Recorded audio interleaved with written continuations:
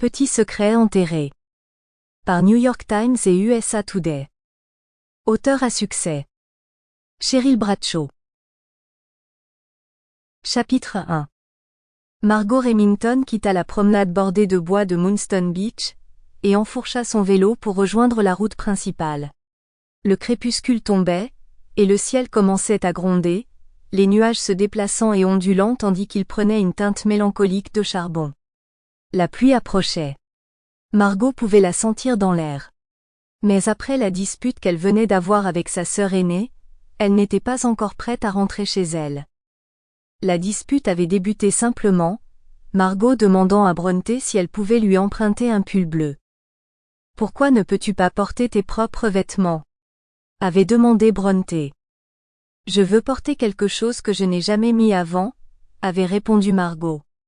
« Je ne peux pas me permettre d'acheter de nouveaux vêtements, avant d'être payée vendredi. » « Pourquoi est-ce si important ? Où vas-tu ? » ?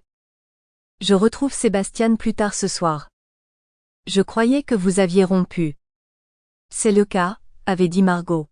« Tu n'as aucune raison de le voir. Il t'a trompé. » Fin de l'histoire. Je ne l'ai jamais laissé expliquer sa version des faits.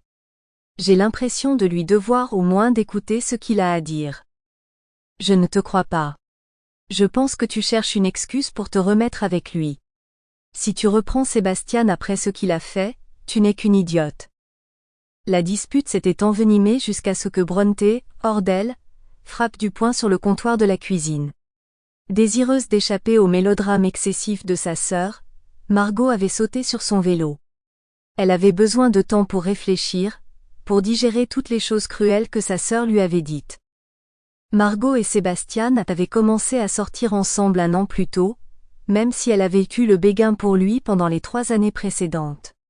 En seconde, son corps avait commencé à changer. Elle avait grandi de quelques centimètres, et développé des courbes aux bons endroits. Sébastien était alors apparu dans sa vie, et ils avaient commencé à se fréquenter. Pendant des années, Margot avait rêvé de sortir avec Sébastien, et lorsque ce rêve était devenu réalité, tout s'était passé comme elle l'avait imaginé. Elle était heureuse, jusqu'à un soir où les parents de Sébastien étaient partis en voyage, et qu'il avait décidé d'organiser une fête. Au départ, la réunion devait être intime, quelques amis proches, rien de plus. Une fois que la nouvelle s'était répandue, il n'avait pas fallu longtemps pour que la soirée se transforme en quelque chose d'autre. De l'alcool. De la danse. De la musique forte. Sample complete. Ready to continue?